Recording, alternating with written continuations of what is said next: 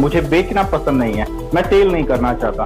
Job में भी तो हर कोई सेल ही कर रहा है, जॉब में भी तो आप बेच ही रहे हो।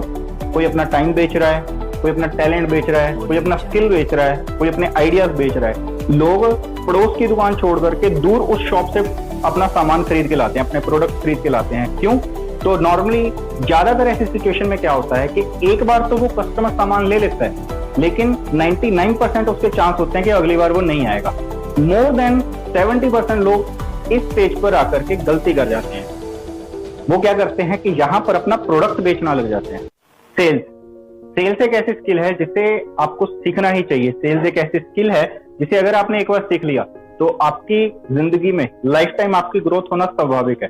आप चाहे जॉब कर रहे हो, चाहे आप बिजनेस में हो, चाहे आप किसी भी फील्ड में हो, आपको सेल्स आना बहुत जरूरी है।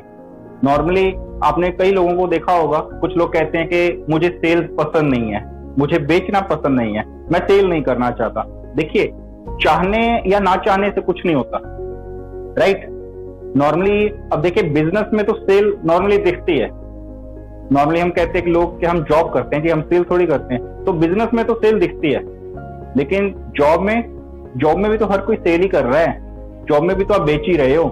कोई अपना टाइम बेच रहा है, कोई अपना टैलेंट बेच रहा है, कोई अपना स्किल बेच रहा है, कोई अपने आइडियाज बेच रहा है। तो कहने का मतलब है हर कोई बेच ही तो रहा है ना। तो बजाय ये कहने के कि मुझे बेचना पसंद नहीं है, बजाय ये कहने के मुझे सेल्स पसंद नहीं है, हमें सेल्स के बारे में सीखना चाहिए, हमें सेल्स की स्किल को इनहेंस करना चाहिए। तो इसी को लेकर हमने एक सेल्स मास्टरी नाम से हमने एक सीरीज शुरू करी है, जिसके अंदर हम आपको सेल्स से रिलेटेड अलग अलग लर्निंग, अलग अलग आइडियाज आपको प्रोवाइड करवाएंगे। टाइम टू टाइम इस सीरीज के अंदर, इस प्लेलिस्ट के अंदर और नई नई वीडियोस ऐड होती जाएंगी।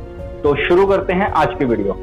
तो अगर आप सेल्स के सेक्टर में हैं, अगर आप सेल्स में काम कर रहे हैं, तो सबसे पहली बात तो आपको ये ध्यान देने चाहिए कि सेल्स के अंदर जब आप अपने कस्टमर से, अपनी पार्टी से डील करते हैं, उनसे कम्युनिकेट करते हैं, तो आपका जोश, आपका कॉन्फिडेंस, आपकी नॉलेज, आपके हाव भाव से, आपकी बातों से और आपकी बॉडी लैंग्वेज से सामने वाले को फील होना चाहिए।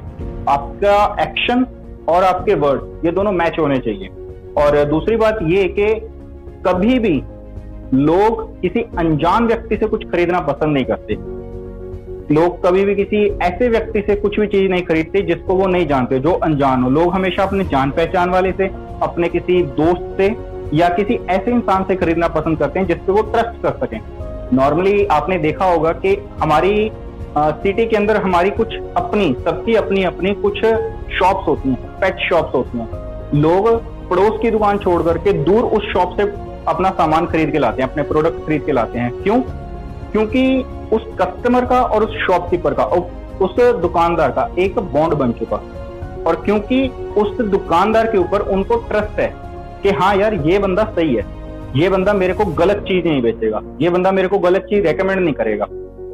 तो as a sale person, as a salesman, आपका फोकस होना चाहिए रिलेशन बिल्डिंग के ऊपर, आपका फोकस होना चाहिए बॉन्ड बनाने के ऊपर। तो एज अ सेल्स पर्सन आप अपने आसपास एक ऐसा माहौल बनाइए कि जो भी आपके 9 फीट के एरिया में आता है वो आपका हो जाए। ऐसा कोई माहौल बनाइए, अपने आसपास एक ऐसा ऑरा क्रिएट कीजिए कि जो भी उस 9 फीट के सर्कल के अंदर आ गया वो आपका हो गया। एक एग्जाम्पल से समझते हैं। मान लीजिए आप किसी एक बड़े सारे शोरूम में आप एक सेल्समैन हो, आप एक सेल्स का काम देखते हो, और वहां पर एक ऐसा कस्टमर आता है जो उस शोरूम पर, उस जगह पर पहली बार आया है, राइट? तो नॉर्मली क्या है कि उस शोरूम का लेवल और उस शोरूम का जो, आपके शोरूम का जो तामझाम है, जो वहां का एनवायरमेंट है, उसके अंदर वो कस्टमर अनकंफर्टेबल है। उसके अंदर वो कस्टमर सामने वाले को, यानी कि सेल्समैन को, अपनी रिक्वायरमेंट से रिलेटेड अपनी प्रॉब्लम बता नहीं पा रहा। तो नॉर्मली ज्यादातर ऐसी सिचुएशन में क्या होता है कि एक बार तो वो कस्टमर सामान ले लेता है, लेकिन 99% उसके चांस होते हैं कि अगली बार वो नहीं आएगा। तो एज अ सेल्समैन अपने आसपास, अपने एरिया के अंदर ऐसे कस्टमर्स को पहचानिए, उनसे बात कीजिए, उनकी रिक्वायरमेंट पूछिए, उनसे रिक्वायरमेंट के रिलेटेड उनसे सवाल कीजिए। और नॉर्मली जब आप उनसे उनकी रिक्वायरमेंट के रिलेटेड सवाल करोगे, यकीन मानिए आधे से ज्यादा काम तो वहीं हो जाता है। और जैसे ही कस्टमर आपसे बातचीत करता है, वो थोड़ा कंफर्ट होता है, तो आपको अपनी रिक्वायरमेंट भी बताता है और रिक्वायरमेंट से रिलेटेड अपनी कंफ्यूजन भी बताता है, अपनी प्रॉब्लम भी बताता है। तो जैसे ही उसने आपको अपनी प्रॉब्लम बताई, वैसे ही क्या हुआ, वैसे ही आपने उसको दिया उस प्रॉब्लम का सोल्यूशन। अब यहां तक तो सब ठीक है, लेकिन मोर देन 70% लोग इस स्टेज पर आकर के गलती कर जाते हैं। वो क्या करते हैं कि यहां पर अपना प्रोडक्ट बेचना लग जाते हैं और यहां पर अपना प्रोडक्ट सेल करने लग जाते हैं। अपना प्रोडक्ट बेचना बंद कीजिए। सबसे पहली बात, अपने प्रोडक्ट के फीचर बेचना शुरू कीजिए, अपने प्रोडक्ट की वैल्यूज बेचना शुरू कीजिए। उस कस्टमर को ये बताइए कि हमारा प्रोडक्ट आपकी लाइफ के अंदर चेंज कैसे ला सकता है। कस्टमर को बताइए कि मेरा ये जो प्रोडक्ट है ये आपकी लाइफ में वैल्यू कैसे ऐड कर सकता है। उसे समझाइए कि इस प्रोडक्ट से आपकी प्रॉब्लम कैसे सॉल्व हो सकती है।